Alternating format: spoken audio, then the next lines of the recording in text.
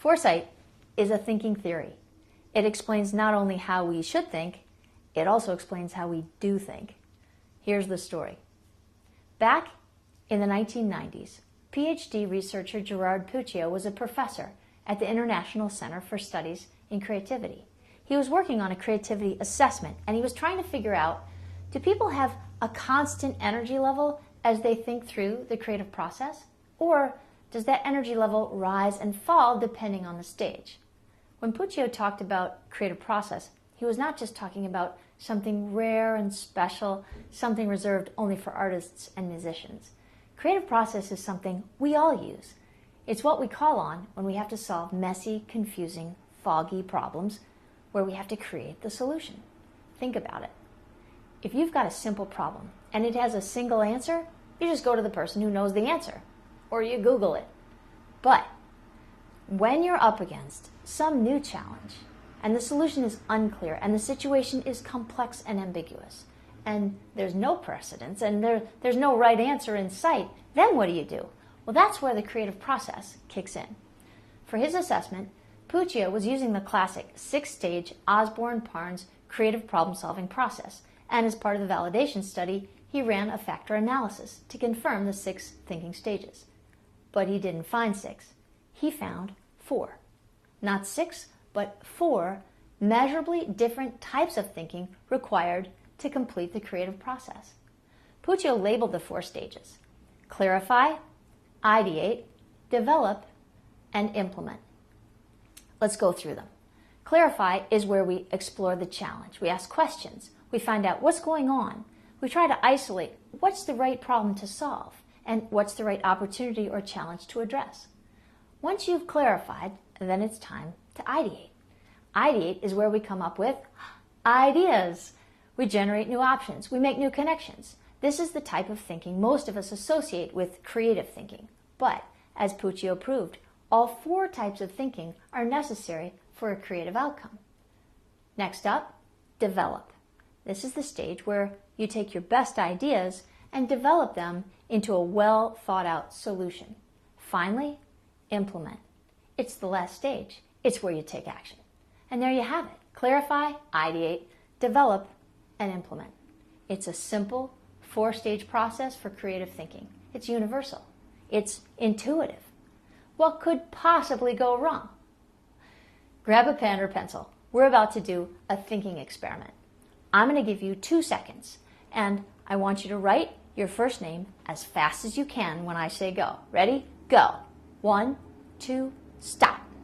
Okay, that was not the experiment. Here's the experiment. What hand did you just use? Most likely, it's the hand you always use. That's a phenomenon we know. It's called handedness. Foresight research proves that in addition to handedness, we all have something called mindedness. Just as we prefer one hand over another, we prefer one thinking style over others. So if I give you a pen, you grab it with your preferred hand. If I give you a problem, you grab it with your preferred thinking style. It's reflexive, it's automatic. But if you and I try to collaborate with different thinking styles, it's trouble. We're likely to experience that as confusing and really frustrating, unless we know about it. Then we can actually use the differences in our thinking preferences to our advantage. Your thinking preference is like your mental comfort zone. It's like the place you naturally gravitate when you're faced with a complex problem to solve. Even if I know that I'm supposed to clarify, ideate, develop, and implement, I still experience that gravitational pull of my thinking preference. We all do. It can pull our thinking out of alignment. It happens when we're unaware or under pressure or just not paying attention. So what are your thinking preferences? We can actually measure them scientifically with the Foresight Thinking Profile. But right now, I'll talk you through it, and I bet you can make a pretty good guess. As I go through each stage, see if you recognize yourself. Some people have just one dominant preference. Some have more than one. About 20% of people actually have an even preference across all 4. Frankly, it doesn't matter which one you have. There is no best profile. They're all critically important to the creative thinking process. Now, take a piece of paper and write down clarifier, ideator, developer, and implementer. I'll run through each one and put a star by the one that best resonates with you. Clarifier. These guys are realists. Clarifiers ask a lot of questions. They instinctively look for data, background information, research, and proof. Clarifiers do their homework and read the fine print. They enjoy making meaning out of data, and they can review information and spot the gaps and the opportunities. Most of all, clarifiers want to be sure they're working on the right problem. Now, every preference has a watch out. The watch out for clarifiers, they can suffer from analysis paralysis. They're cautious. They keep wanting to circle back for more data before they go to the next step. The next step, ideator. The ideator preference is full of dreamers. Ideators are always coming up with new, fresh, original ways to see things or do things. They like the 30,000-foot view because they're big picture people. They like variety, change, new stuff. They're abstract thinkers who draw from their imagination. They can see over the horizon and make intuitive leaps. As leaders, they're visionaries. They're out-of-the-box thinkers. Their strength, they can see new connections and create an inspiring vision for others to follow. The watch out for ideators is they can be too abstract and overlook the details. They keep getting excited by new ideas rather than follow through on the one they chose. Developers. These guys are perfectionists, and they like to make things picture perfect. Developers are not put off by the complexity of things.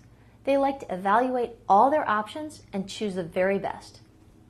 As leaders, they are detail-driven planners.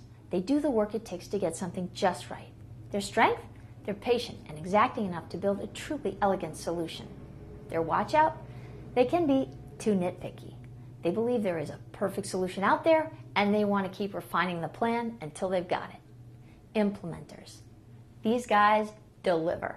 Implementers love to be in motion. They're happiest with a task to do, a job to complete. They'll write a to-do list just to check it off.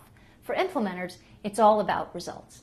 Implementers are motivated, driven, natural salesmen. They're willing to take a risk and learn on the fly.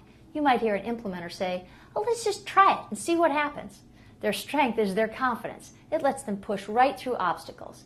Their watch out? They can suffer from the ready, fire, aim syndrome. They want to take action before thinking things all the way through. There are now more than 60,000 results in the Foresight database, showing that we all have measurably different preferences as we move through the four-stage creative process. Clarify, ideate, develop, and implement. The four universal stages of creative process remain clear and predictable, as always. But the way individuals, teams, and organizations move through them is quirky, erratic, and unpredictable because we are all secretly driven by our thinking preferences. Surfacing your thinking preferences can keep you from falling victim to them. And sharing your thinking preferences with others can save you a whole lot of frustration. In fact, when teams and organizations learn about their preferences, they learn to leverage the differences to their advantage. They can solve problems more logically and effectively with more collaboration and less conflict. What's your thinking profile? It could be the door to unlocking your creative potential and boosting your collaborative success.